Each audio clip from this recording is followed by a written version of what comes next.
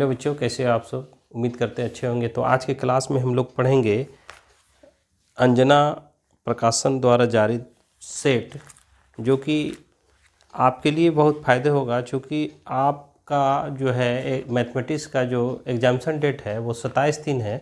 ठीक है, तो ये जो मॉडल सेट है, इसका जो फर्स्ट मॉडल सेट है वो जैक बोर्ड द्वारा जारी मॉडल सेट के सेम है, जिसका वीडियो हम बना के बहुत पहले ही डाल दिए हैं। इस वीडियो में उसका लिंक होगा, आप वहां से देख सकते हैं। तो देखिए, हम सेट 2 से स्टार्ट करते हैं और ये यही है, आप देखिए, देख रहे हैं। ठीक है, तो ये पूरा physics, chemistry, math, English, economy, सारा सब्जेक्ट का है साइंस का। ठीक है, तो हमको मैथमेटिक्स पढ़ना है तो मैथमेटिक्स बनाते हैं। ठीक है, तो देखिए फर्स्ट क्वेश्चन कहता है, आपको याद होगा पहला क्वेश्चन है कि इफ़ एफ एक्स वन, है ना, कि if f x one equal to f x two, है ना, तब इसका शर्त है कि x1 बराबर x2 है। तो ये हम जानते हैं कि ये 1 1 होता है।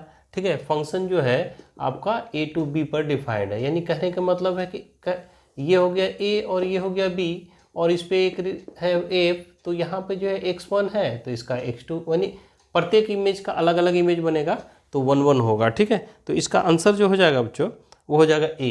ठीक है, आंसर क्या हो जाएगा? a। ठीक है, 1 1 होगा। ठीक है ना। चलिए सेकंड देखते हैं हम लोग। सेकंड में कहता है कि द प्रिंसिपल वैल्यू ऑफ, है ना, तो साइन इनवर्स √3/2 कहता है कि ये अल्फा होना चाहिए। फर्स्ट क्वाड्रेंट का पॉजिटिव है तो साइन कितना डिग्री को सेटिस्फाइड करता है? उसे 60 डिग्री, π/3, है ना। तो इसमें ऑप्शन है, इसका जो आंसर हो जाएगा 2 का। ठीक है, ये 2 नंबर है, ये 1 था, ये 2 का आंसर जो है वो हो जाएगा आपका डी। ठीक है, चलिए तीसरा देखिए, कहता है, तीसरा जो है कहता है कि tan inverse x equal to, आप जानते हैं कि tan inverse x equal to cot inverse में अगर इसको चेंज करेंगे तो 1/x हो जाएगा, है ना। तो ये ऑप्शन मेरा मिलता है सी में। ठीक है, 3 का आंसर हो जाएगा सी। ये तो फॉर्मूला ही है।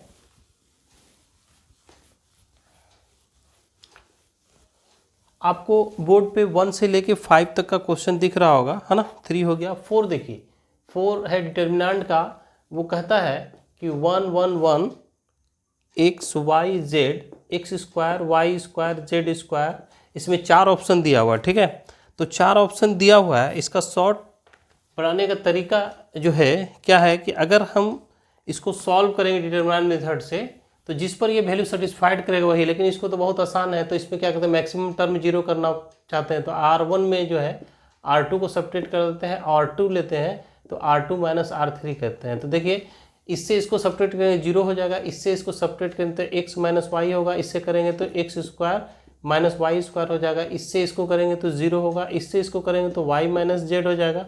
ठीक है, और फिर क्या है, बेहतर होगा कि इससे आपको इसमें ऑप्शन, चलिए ठीक है जो हो चुका है, तो इसके बाद y स्क्वायर - z स्क्वायर होगा, उसके बाद आपका 1 z, इसके लिए कोई कमेंट नहीं किए हैं, तो ये हो गया 0, x - 1 x - y और x + y हो जाएगा इसका। फिर ये हो जाएगा 0 y - z y + z और y - z, उसके बाद हो जाए 1 z स्क्वायर। तो यहाँ पर देखिए आप x माइनस, हो सकता है ये 3 मार्क्स में भी आ जाए बच्चों। ठीक है, तो x - y कॉमन ले लीजिए, और जो सेकेंड रो से y - z कॉमन ले लीजिए, तो आपको बचा 0 0 1, और इधर बच जाता है 1 1 z, इधर हो जाता है x + y और y + z। ठीक है, अब यहाँ पर देखिए, अगर हम इसको एक्सपेंड करते हैं, 2 तो टर्म 0 हो रहा है, तो हम C1 को एक्सपेंड करते हैं। ठीक है, तो ये वाला 1 लेते हैं तो ये बंद, यहाँ पर देखिए साइन लेते हैं plus minus plus minus plus minus plus minus plus, तो इस हिसाब से इसका साइन तो प्लस हो जाएगा, तो 1 लिए तो ये क्लोज और ये क्लोज, तो कितना हो गया, y इधर हो जाता है, देखिए 1 ले रहे, ये बंद ये बंद, तो हो गया आपका, ये तो z स्क्वायर है, 1 1 आपका x + y और y + z, तो ये हो गया x - y y - z, और इसको सॉल्व कीजिएगा तो z - x आएगा। क्यों? चूँकि वाई माइनस जेड इधर माइनस आएगा तो कैंसिल हो जाएगा, वाई वाई तो एक्स माइनस जेड आएगा। तो ये ऑप्शन मेरा बच्चों एक्स माइनस वाई डी में है, ठीक है, x minus y, y minus z, z minus x. तो इसका जो है 4 का जो आंसर है वो हो जाएगा डी, ठीक है। 5 नंबर मैट्रिक्स से है बच्चों, ठीक है। प्रॉब्लम सब बहुत बेहतरीन प्रॉब्लम सब है ना, एकदम बिल्कुल एग्जाम में आने लायक है। एग्जाम से पहले इसको ज़रूर देखिएगा, है ना, कि मैट्रिक्स दिया हुआ है 2x माइनस वाई 5 3y, ठीक है, इक्वल टू ये देता है 6 5 3 माइनस 2, है ना, और कहता है कि x का वैल्यू फाइंड करनी है। x इक्वल टू 4 ऑप्शन है, 3 4 5 2 है, ठीक है। तो देखिए ये इक्वल मैट्रिक्स है तो निश्चित है कि ये करस्पॉन्डिंग एलिमेंट ये इसके बराबर, ये इसके बराबर, ये इसके बराबर, ये इसके बराबर। तो देखिए एक y इक्वल टू -2 हो जाता है, ठीक है। उसके बाद इसका जो करते हैं 2x minus Y equal to क्या होगा 6 होगा। y के वैल्यू आपने -2 निकाला तो यहाँ पर +2 हो जाएगा, 6 हो जाएगा। तो 2x इक्वल टू 6 माइनस 2, तो 2x इक्वल टू 4, तो x इक्वल टू आपका हो जाएगा कितना 2, ठीक है बच्चों। तो इस तरह आंसर जो है इसका 5 का हो जाएगा डी, ठीक है। चलिए फिर देखिए 6 से हम लोग देखते हैं, इसको रब करते हैं बच्चों। 5 क्वेश्चन हुआ है ना। चलिए 6 में आइए। 6 कहता है डेरिवेटिव ऑफ, जो 6 नंबर है वो कहता है derivative of sine inverse x. तो ये तो फॉर्मूला है, ये हो जाता है 1 माइनस एक्स स्क्वायर, है ना, इसका फॉर्मूला आता है। ये ऑप्शन मेरा मिलता है 1 माइनस एक्स स्क्वायर। ऑप्शन जो है आंसर हो गया ए, ठीक है। 7 नंबर देखते हैं, कहता है derivative of D x sine inverse x cos inverse x, है ना, इक्वल टू कहता है 4 ऑप्शन दिया हुआ 0 1 π/2 1/√1 माइनस स्क्वायर। तो आप जानते हैं कि sine inverse x plus cos inverse x वो π/2 होता है और किसी भी कांस्टेंट का डेरिवेटिव 0 हो जाता है। तो इसका जो 7 का आंसर क्या हो जाएगा, 7 का आंसर हो जाएगा ए, ठीक है। फिर 8 नंबर आइए। 8 नंबर में कहता है कि y equal to sine x cube, है ना, तो dy बाई डी एक्स। तो x के रिस्पेक्ट में जब इसको डेरिवेटिव कीजिएगा तो इसको बाय चेन रूल, है ना, sign x cube by d x cube into D x cube upon D x, chain rule से इसको डेरिवेटिव करना। तो साइन का डेरिवेटिव कॉस एक्स क्यूब हो जाता है, इधर हो जाता है 3x स्क्वायर, एक्स क्यूब का डेरिवेटिव, ठीक है बच्चों। तो देखिए ये हो गया, ये ऑप्शन मेरा आ रहा है 3x square cos x cube, है ना। 8 का जो आंसर आ रहा है ऑप्शन बी में, आंसर हो गया बी। चलिए 8 हो गया। 9 देखते हैं, पूरा डिटेल जो है आपको समझा रहे हैं, एक एक कंसेप्ट दे रहे हैं ताकि आप इससे रिलेटेड प्रॉब्लम सॉल्व कर सकते हैं।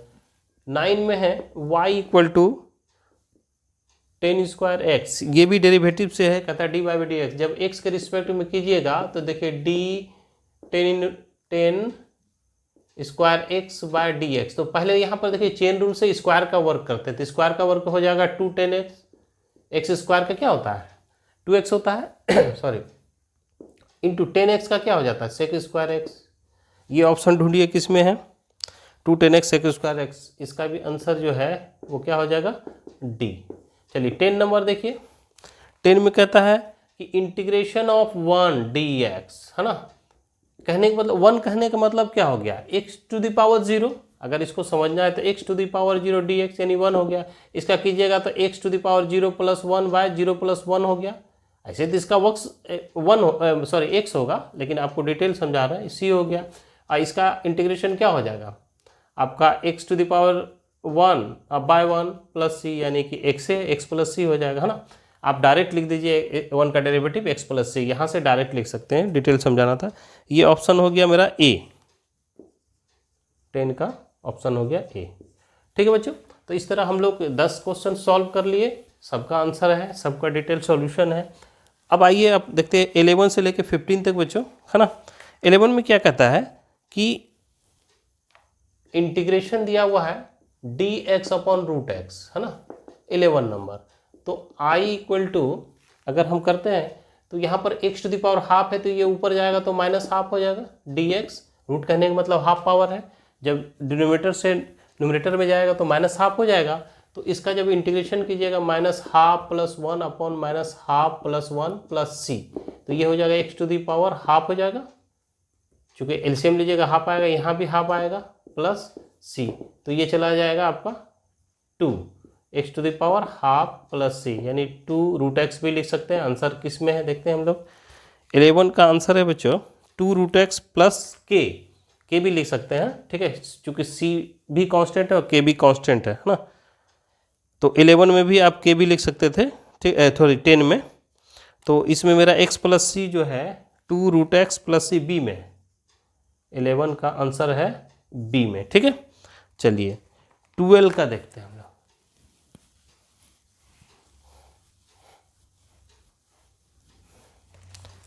12 नंबर भी इंटीग्रेशन से है बच्चों, कि integration of D x upon 1 plus cos x.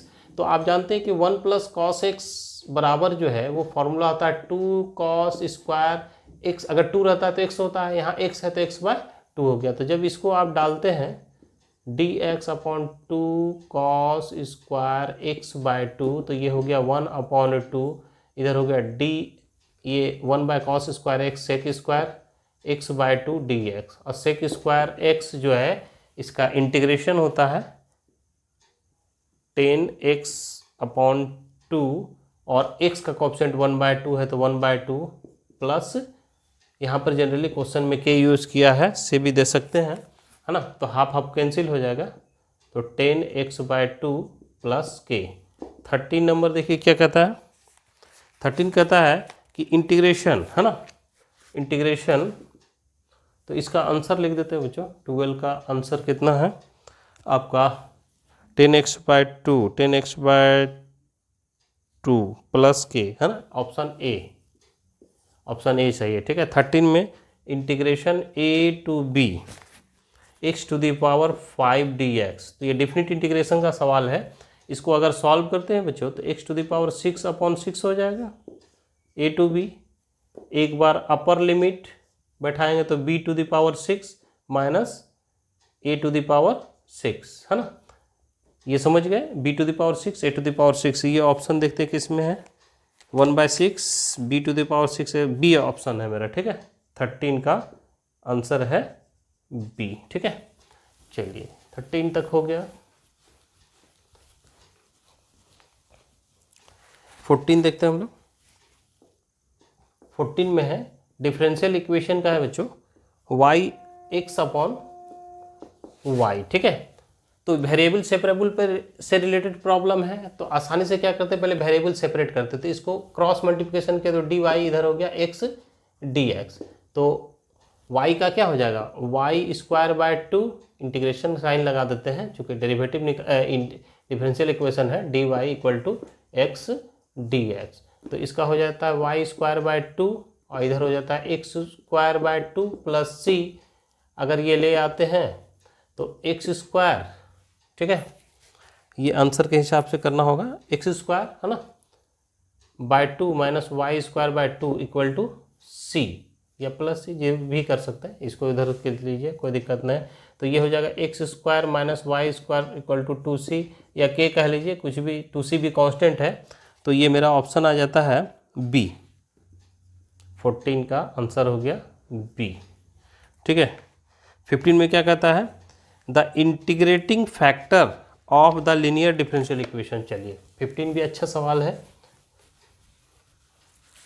ये कहता है कि आपका 15 जो है वो दिया हुआ है कि d by d x, d y by d x plus y sec square x equal to 10x sec square x, है ना, ये हो गया d y by d x plus p y equal to q, है ना, ये form है ना। तो इसका जो इंटीग्रल फैक्टर होता है ना, इंटीग्रल फैक्टर इसमें डिमांड किया है, ये होगा e to the power p d x, integration of p d x. तो यहाँ पे p के सामने अगर लेते हैं तो यहाँ पर देखिए y तो है, तो सेक स्क्वायर हो जाता है p के सामने, और q के सामने 10 होता है। तो हमको इंटीग्रल फैक्टर जो निकालना है, तो उस हिसाब से हम लोग क्या करेंगे, e to the power integration of p की जगह पर sec square x d x, और सेक एक्स किसका इंटीग्रेशन है 10x का, सॉरी सेक स्क्वायर एक्स का इंटीग्रेशन 10x, तो ये मेरा इंटीग्रल फैक्टर हो गया आपका 15 का, ऑप्शन बी इज करेक्ट, है ना। तो 15 का आंसर हो गया बी। ठीक है बच्चों, अब चलिए 16 से लेकर 20 तक देखते हैं क्वेश्चन। 16 में बच्चों कि the degree of differential equation 1 dy by d x का whole square d2y by d x square. तो डिग्री जानते हैं कि जो मैक्सिमम टाइम जो डेरिवेटिव होगा, तो यहाँ पर देखिए 1 टाइम है, पावर 2 है, और ये है 2 टाइम है ना, 2 बार डेरिवेटिव, डबल डेरिवेटिव है, इसका पावर कितना 1 है, तो इसका डिग्री क्या हो जाएगा, डिग्री हो जाएगा 1। तो ये ऑप्शन मिलता है 16 का जो आंसर है वो हो जाएगा बच्चों 1A। 17 क्या कहता है, देखिए 17 कहता है the order of differential equation. चलिए ऑर्डर भी आ जाता है, d2y by d x square आपका plus x q dy by d x two और whole q equal to x4 है ना। तो आप जानते हैं कि ऑर्डर किसको कहता है, जी किसी भी डिफरेंशियल इक्वेशन में जितना टाइम मैक्सिमम टाइम जो डेरिवेटिव होता है वही उसका ऑर्डर हो जाता है। तो ऑर्डर इसका देख लीजिए क्या हो जाएगा, ऑर्डर हो जाएगा 2। ठीक है, इसका आंसर हो जाएगा 17 का आंसर आपका हो जाएगा 2 मिल रहा है बी में। ठीक है, चलिए 13 देखते हैं। 17 के बाद 18 क्या कहता है, 18 कहता है the position vector of A point है ना। तो ये कोई पॉइंट है, तो जानते हैं कि ओरिजिन से हम लोग कोई पॉइंट है P, इसका कोऑर्डिनेट है आपका 1 0 2। तो इसका पोजीशन वेक्टर तो OP होता है बच्चों, OP equal to position vector लेते हैं तो I हो जाता है, और ये तो 0 है प्लस 2k। ये देखिए किस में है 18 का, ये मिलेगा I प्लस 2k D में। 18 का आंसर क्या होता है D। ठीक है, चलिए 19 का देखते हैं हम लोग, रब करते हैं इसको। 19 में आइए, कहता है कि मॉडुलस निकालना है, यानी कोई वेक्टर है, सपोज ए ले लेते हैं 7i minus 2j plus k है ना। इसका मॉडुलस अगर निकालिएगा तो आप जानते हैं कि कोएफिशिएंट का स्क्वायर हो जाता है, 7 स्क्वायर प्लस माइनस 2 का होल स्क्वायर प्लस 1 स्क्वायर। ठीक है, तो यहाँ पर हो जाता है 49 प्लस 4 प्लस 1 यानी 54 रूट अंडर 54। तो ये कितना हो जाता है 9 रूट 6। तो 3 3 जा 9, 9 6 जा 54। तो ये मेरा आंसर कितना हो जाता है 19 का आंसर 3 रूट 6 ऑप्शन सी में मिल रहा है। ठीक है, ऑप्शन सी। चलिए 20 देखते हैं हम लोग।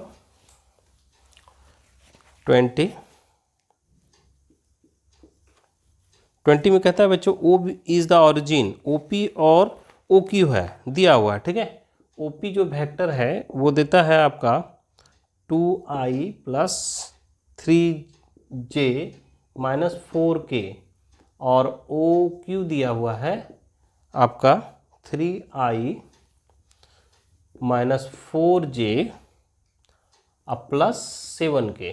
ठीक है, ये 2i plus 3j minus 4k 5 4 minus 3, गलत लिखा गया बच्चों, 20 है, इसीलिए दोबारा रिपीट करें। 3i, ये भी गलत है, दूसरे का लिखा गया है ना। ये है 5i। ठीक है, 5i प्लस 4j, ठीक है, प्लस 4j और माइनस 3k। ठीक है, तो आपको कहता है कि PQ इक्वल कितना होगा, तो वेक्टर PQ निकालना है। तो आप जानते हैं कि PQ निकालने के लिए OQ माइनस OP होगा। तो ये हो गया 5i plus 4j minus 3k, और इसको लिखेंगे minus 2i plus 3j minus 4k। तो देखिए बीच में माइनस का साइन है, तो ये हो गया 5 में से 2i को सब्ट्रैक्ट कर दीजिएगा तो ये कितना हो जाएगा 3i। 4i में से 3j गया, 4j में से 3j जाएगा तो कितना हो जाएगा, सिर्फ j हो जाएगा। माइनस 3k है और इधर माइनस माइनस प्लस 4k, तो क्या हो जाएगा प्लस k हो जाएगा। तो 20 का आंसर जो है हमको मिल रहा है 3i प्लस जे, 3i प्लस जे प्लस के, ये मिलता है ऑप्शन डी में। ठीक है, आंसर इसका क्या हो गया, 20 का आंसर हो गया डी। ठीक है, चलिए फिर हम लोग 21 से लेके 25 तक देखते हैं बच्चों। ठीक है, बोर्ड पे क्वेश्चन दिख रहा होगा, तो चलिए 21 कहता है, 21 क्या कह रहा है कि स्केलर प्रोडक्ट है ना, यानी कहता है दो वेक्टर, सपोज कि एक वेक्टर ए है जिसका वेक्टर दिया 5i plus j minus 3k, और दूसरा वेक्टर बी सपोज कर लेते हैं 3i minus 4j plus 7k, यानी ये दिया हुआ था, इसको ऐसा वेक्टर के रूप में लिख दिया। कहता है कि स्केलर प्रोडक्ट, स्केलर प्रोडक्ट कहने का मतलब डॉट प्रोडक्ट, तो डॉट प्रोडक्ट निकालिए, यहाँ लिखे 5i plus j minus 3k dot product 3i 4j plus 7k। आप जानते हैं कि i डॉट i हो या j डॉट j हो या k डॉट k हो, ये 1 होता है, बाकी किसी के साथ i dot j, j dot k या k डॉट कुछ भी माने दूसरे के साथ ये 0 हो जाता है। तो यहाँ पर 5 इंटू 3 हो जाएगा, डॉट प्रोडक्ट निकालने के लिए 5 इंटू 3, आई डॉट आई 1 हो गया, बाकी सबके साथ 0, फिर इधर से हो गया प्लस, ये हो गया 1, और इधर निकला आपका -4, इधर कितना हो जाता है -3 और 7, ये हो गया 15 -4 7 3 जा 21, तो ये हो गया आपका -10, चूँकि -25 और -15 -10, ये 21 का आंसर है बी में, आंसर है बी। चलिए 21, 22 देखिए बहुत आसान है, इसलिए यहीं पे लिख देते हैं। कहता है कि ए 22 है a dot b equal to 0, a dot b equal to 0 कब होता है, ये ऑप्शन 4 दिया हुआ कि ए परपेंडिकुलर बी, तो डॉट होने के लिए निश्चित है कि ए परपेंडिकुलर बी हम लोग लेते हैं। फिर दूसरा ऑप्शन कहता है ए पैरेलल बी, तो ये होगा नहीं। तीसरा है कि ए प्लस बी इक्वल टू 0, ये तो होगा ही नहीं, है ना। ए माइनस बी इक्वल टू 0, ये भी नहीं होगा, तो परपेंडिकुलर वाला होगा। इसका जो आंसर है वो क्या हो जाएगा, ए। फिर अभी जस्ट बचा है ना, इसको रब करते हैं 23। देखिए अभी जस्ट पूरा डिटेल बताए थे, 23 में कहता है कि i dot j equal to क्या है, तो आई डॉट जे है, देखिए डॉट प्रोडक्ट है दूसरे के साथ तो 0 हो जाता है। ये ऑप्शन जो है 23 का ऑप्शन कितना है, ए। ठीक है, उसके बाद 24 है कि के क्रॉस जे इक्वल टू वाट, तो आप जानते हैं इसको हम लोग लिखते हैं ऐसे, है ना, ये लिखते हैं आई, है ना, यहाँ से लिख लेते हैं आई जे और के। तो देखिए आई क्रॉस जे क्या होता है, के बराबर होता है, जे क्रॉस के क्या होता है, आई के बराबर के क्रॉस आई क्या होता है, जे। हमेशा इस ढंग से चलता है, लेकिन जब इधर से चल जाए तो यहाँ पर देखिए के से जे है तो क्या होता है, माइनस हो जाता है। अगर ये इस तरह चलेगा तो प्लस रहेगा, और अगर इस तरह चलेगा उल्टा, है ना, तो माइनस हो जाएगा, तो यहाँ पर माइनस आई हो जाएगा। ठीक है, तो माइनस आई जब देखते हैं तो माइनस आई क्या मतलब डी में, 24 का जो है आंसर हो गया आपका डी। ठीक है, चलिए 25 देखते हैं बच्चों। 25 बहुत आसान है, ए डॉट ए, ये तो हमेशा जानते हैं कि इसके बराबर होता है ना, तो ये ढूंढते हैं तो मिलता है सी में। ठीक है, 25 का आंसर जो है क्या हो गया, सी। ठीक है, 25 आंसर हो गया सी।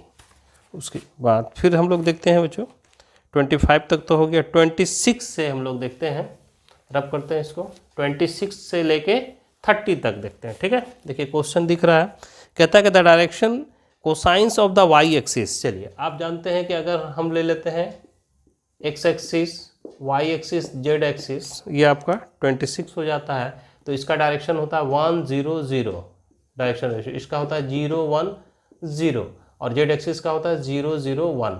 अब यहाँ पे ये देखना है कि कौन सा एक्सिस कह रहा है, तो ये एक्सिस कह रहा है कि वाई एक्सिस, वाई एक्सिस देखिए 1 0 1 0 0 1 0 किस में मिल रहा है, 0 1 0 सी में, तो 26 का आंसर क्या हो गया, सी। 27 क्या कहता है, 27 कहता है कि the direction ratio of the line joining, है ना। आप ये 2 पॉइंट है 27, एक है ए x1 y1 z1, ठीक है, बी है x2 y2 z2। देखिएगा तो डायरेक्शन रेशियो ए बी का डायरेक्शन रेशियो क्या होगा सॉरी, तो ए बी का direction ratio of a b जो होता है बहुत आसान है, क्या हो जाता है x2 माइनस x1, है ना, फिर y2 माइनस y1, फिर आपका z2 माइनस z1। ये मेरा डायरेक्शन रेशियो हो गया। तो यही इसमें ढूंढना है कहाँ मिलेगा, तो ऑप्शन डी मिल रहा है। 27 का आंसर क्या हो गया, डी। चलिए 28 देखते हैं हम लोग। 28 में क्या कहता है, 28 कहता है कि the coordinate of the mid point of the line segment joining the point. चलिए 28 भी अच्छा सवाल है कि आपका ये एक पॉइंट ए दिया हुआ है, ये कहता है 2 3 4 दिया हुआ है, और दूसरा है 8 माइनस 3 और फिर 8 है। तो ये कोई पॉइंट है ना, जो कि line segment joining 2 point, the coordinate of mid point, इसका मिड पॉइंट निकालना है। तो मिड पॉइंट निकालने का आसान तरीका क्या होता है, सपोज कि ये आर है मिड पॉइंट, तो एक्स वाई जेड हो गया मिड पॉइंट, तो आर एक्स वाई जेड क्या करना है, एक्स कोऑर्डिनेट एक्स के जोड़ना है, तो 2 + 8/2 कॉमा दे दिए, है ना, फिर हो गया 3 - 3/2, फिर हो जाएगा 4 + 8/2, ठीक है। तो ये हो गया कितना 8 to 10, तो 5 हो जाएगा, तो ये 0 हो गया, और इधर हो गया 6, है ना। यहाँ पर ढूंढिए 28 में 506 डी आंसर है, ठीक है। 28 का आंसर है डी, ठीक है। 29 देखिए क्या कहता है, 29 कहता है कि if the direction cosines of 2 straight line L1, है ना, M1 N1, तो डायरेक्शन कोसाइंस दिया हुआ है। फर्स्ट लाइन का जो है दिया हुआ क्या, फर्स्ट लाइन का L1 M1 और N1 दिया हुआ, ठीक है। सेकेंड लाइन जो है उसका डायरेक्शन रेशियो दिया हुआ L2 M2 और N2, ठीक है। तो इसमें कहता है कि then the cosine of the angle, है ना, क्या होगा, ठीक है। तो आप देखिए कि कॉस थीटा बोलता है, तो कॉस थीटा आप जानते हैं L1 L2 M1 M2 plus N1 N2, ठीक है। तो इस तरह करके हम लोग जानते हैं, ये तो रिलेशन हम लोग जानते ही हैं, M1 M2, ठीक है। तो ये ऑप्शन मेरा मिलता है आपका सी में। 29 का क्या हो गया, सी। चलिए 30 देखते हैं क्या है। 30 कहता है कि the direction ratio of the normal to the plane, बहुत आसान है। 30 कोई प्लेन का इक्वेशन दिया हुआ 7 आपका 7x 4y - 2z + 5 = 0। आप जानते हैं कि ax by + cz + d = 0 कोई प्लेन का इक्वेशन है, तो इसका डायरेक्शन रेशियो जो है वो होता है ABC, ठीक है। तो इसका जो डायरेक्शन रेशियो अगर इस प्लेन का पूछेंगे तो कितना होगा, बोलेंगे 7 4 - 2। अब यहाँ देखिए किसमें है 30 में, ठीक है। 7 4 - 2, 7 4 - 2 ऑप्शन जो है मेरा बी है, ठीक है। चलिए फिर हम लोग देखते हैं 31 से लेके 35 तक बच्चों।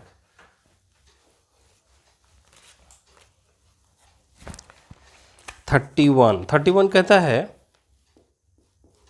कि कोई लाइन है x - x1 bye L1, y - y1 bye M1 और z - z1 बाय N1। एक लाइन सॉरी LMN, है ना, is parallel to the plane, ठीक है। पैरेलल टू द प्लेन कितना है आपका, पैरेलल टू द प्लेन, ये पैरेलल टू द प्लेन है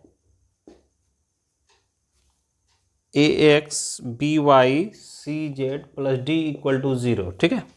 तो कहता है देन, इसमें 4 कंडीशन दिया हुआ है। ए ऑप्शन है A/L = B/M + C/M। दूसरा ऑप्शन है कि AL यानी दोनों का डायरेक्शन रेशियो का मल्टीपल का सम 0 के बराबर होता है, B। यानी ए एल उसके बाद हो जाएगा आपका b m plus c n equal to 0, यही ऑप्शन हो जाएगा। ठीक है, चलिए 32 देखते हैं हम लोग।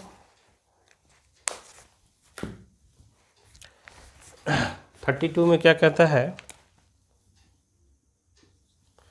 32 है कि a1x b1y plus c1z plus d1 equal to 0 and दूसरा प्लेन का इक्वेशन है a2x b2y plus c2z plus d2 equal to 0। ठीक है, ये दो प्लेन का इक्वेशन है। ठीक है, और इसमें कहता है कि इसमें कौन सा ऑप्शन सही है। ठीक है, सॉरी, ये कहता है कि ये दोनों जो है परपेंडिकुलर ईच अदर है, ये दो प्लेन है, ये दोनों परपेंडिकुलर है। तो बताइए इसमें ये कंडीशन दिया हुआ है, ए का रेशियो a1 बाय a2 का ratio equal to b1 by b2 का रेशियो, c1 c2 का रेशियो, है ना। उसके बाद दूसरा ऑप्शन है कि ये तीन बराबर है, और दूसरा है कि a1 by a2 plus b1 by b2 plus c1 by c2 equal to 0, और तीसरा है a1 a2 b1 b2 c1 c2। ठीक है, उसके बाद चौथा है a1 square into a2 square plus b1 square plus b2 square plus c1 square plus c2 square 0। तो इसमें ऑप्शन जो है, जब ये दोनों परपेंडिकुलर होता है बच्चों, ये दोनों प्लेन परपेंडिकुलर होता है, a1 a2 plus b1 b2 plus c1 c2 equal to 0, ये इसका कंडीशन है परपेंडिकुलर होने के लिए, दोनों प्लेन को परपेंडिकुलर होने के लिए। ठीक है, तो आपका ऑप्शन सी मेरा मिल रहा है 32 का आंसर हो गया सी। ठीक है, चलिए 33 देखते हैं क्या है।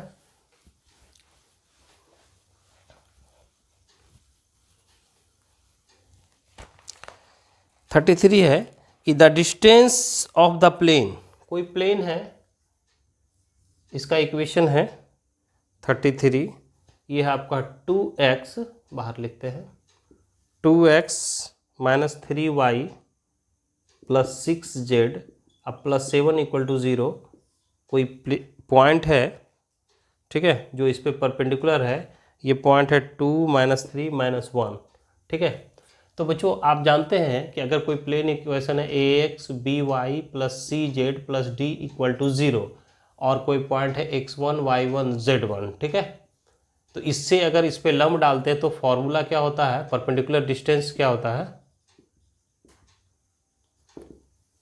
a x1 b y1 c z1 plus d by a square b square c square. ठीक है, ये फार्मूला है। तो इस फार्मूला को अगर फॉलो करते हैं तो आपका परपेंडिकुलर डिस्टेंस क्या हो जाता है, देखिए तो 2 इंटू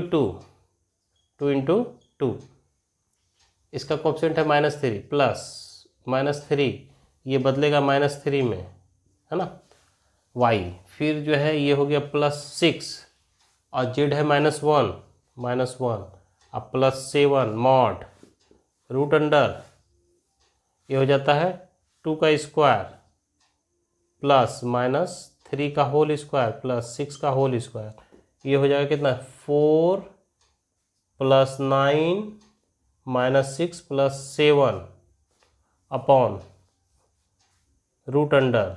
ठीक है, 4 9 36 यानी 49 निकलेगा 7। यहाँ पर देखिए, यहाँ 34 और 4 40, 49 का स्क्वायर रूट निकलेगा आपका 7, इधर हो गया 1 हो गया तो 10 14 यानी 7 2 जा 14 यानी निकला आपका 2।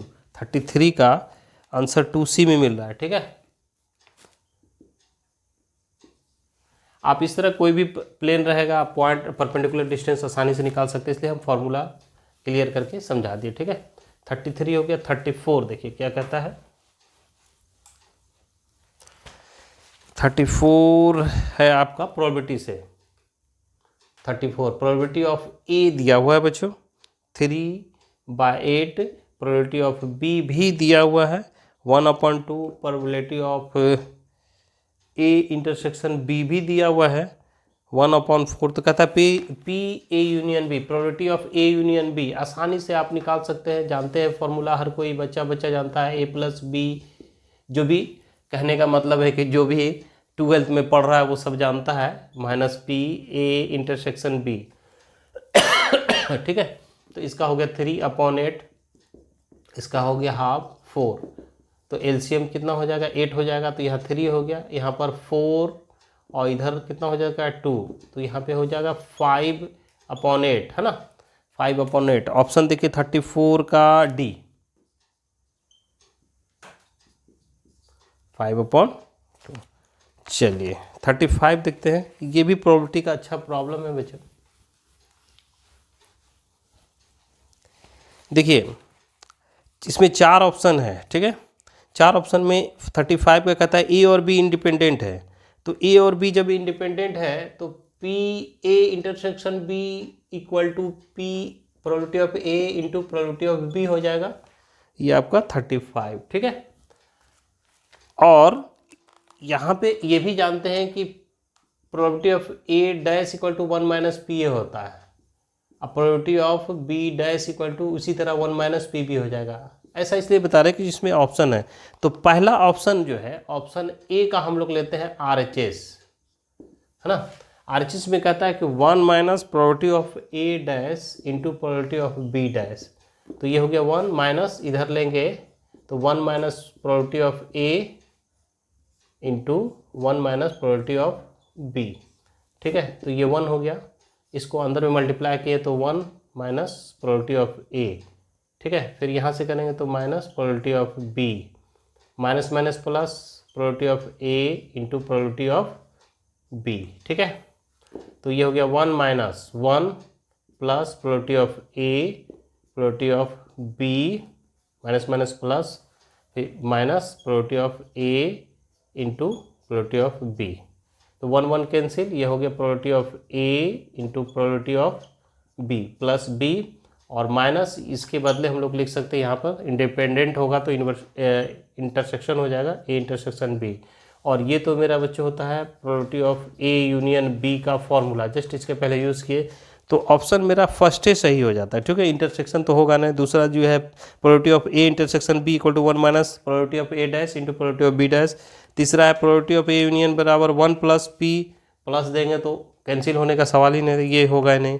चलिए प्रोबेबिलिटी ऑफ डी है probability of a union b बराबर probability of a dash by probability of b dash, तो होगा ही नहीं, तो ऑप्शन जो है इसका ए मेरा सही है, यही कंडीशन जो है ए सेटिस्फाइड करता है, आंसर हो जाएगा ए वाला ही सेटिस्फाइड किया इसको, है ना। चलिए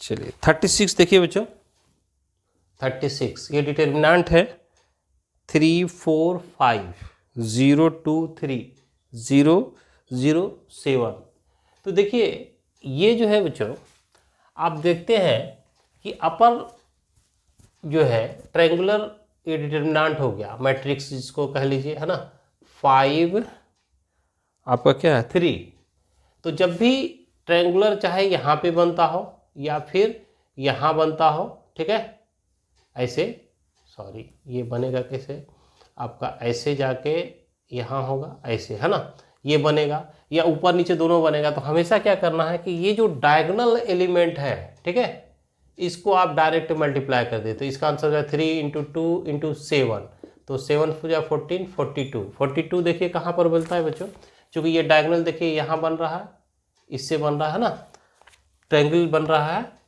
चाहे वो इस डायगोनल एलिमेंट के ऊपर ट्रायंगल बने या नीचे बने, है ना, या दोनों बने, तब भी जो है क्या करना है इसका मैंने मल्टीप्लाई कर देना है डायगोनल एलिमेंट का, तो ये 42 मेरा ऑप्शन सी है, ठीक है, 36 का आंसर हो जाएगा बच्चों सी। 37 कहता है कोई मैट्रिक्स दे रखा है, ठीक है, 37 में कोई ए मैट्रिक्स है 2 3 5 के, है ना, तो इसमें कहता है कि के का कौन सा वैल्यू रखे जो कि आपको इन्वर्स जो है नॉट बी ऑब्टेन, है ना, यानी इन्वर्स पॉसिबिलिटी नहीं होगा। तो आप जानते हैं कि किसी भी मैट्रिक्स का इन्वर्स निकाल दे तो इसका डिटर्मिनेंट एडजॉइंट ए, लेकिन ये शर्त है कि डिटर्मिनेंट नॉट इक्वल टू 0 हो, इस बात को ध्यान देना चाहिए। तो ऐसा नंबर रखते हैं जिसको सॉल्व करने के बाद 0 आ जाए, तो वो मेरा मैट्रिक्स जो है ए इन्वर्स पॉसिबल नहीं होगा। तो इसमें देखिए 2 रखते हैं तो 2 रखेंगे तो कितना हो जाएगा, अगर a इक्वल टू आप रखते हैं इसका डिटर्मिनेंट 2 3 5 2, सॉल्व कीजिएगा 2 ऑर्डर का तो 4 माइनस 5 3 जा 15 यानी कि -11 नॉट इक्वल टू 0, ठीक है, यानी पॉसिबिलिटी है इनवर्स का। दूसरा अगर रखते हैं, दूसरा आपका b के लिए, ये तो a के लिए हो गया, b के लिए क्या है आपका, देखिए b में 3/2 तो यहाँ हो गया 2 3 3/2 5, इसको सॉल्व कीजिएगा तो 2 2 कैंसिल 3 5 2 15 यानी -12, ये भी नॉट इक्वल टू 0 यानी ये भी नहीं होगा, ये भी कैंसिल, ये भी कैंसिल। तीसरा देखिए c मैग्नीट्यूड ऑफ a, इसमें रखना है 5/2 तो 2 5 के 3 हो गया 5/2, तो इसको जब क्रॉस करेंगे 2 2 कैंसिल तो 5 - 15 यानी -10, ये भी नॉट इक्वल टू 0 यानी यहाँ भी a इनवर्स पॉसिबिलिटी है तो ये भी नहीं होगा। डी ऑप्शन मेरा सही हो गया लगता है। तो 2 हो गया, ये 5 हो गया, ये 3 हो गया, ये 15/2 है ना। जब इसको क्रॉस कीजिएगा है ना तो 2 2 कैंसिल तो 15 - 5 3 जा 15 0, यानी यहाँ पे जो है ए इनवर्स पॉसिबिलिटी नहीं, चूँकि इसका डिटरमिनेंट का वैल्यू 0 के बराबर हो गया, यानी ऑप्शन जो है डी करेक्ट है मेरा, ठीक है। इसका 37 का आंसर हो गया डी, ठीक है बच्चों। चलिए 38 देखते हैं हम लोग।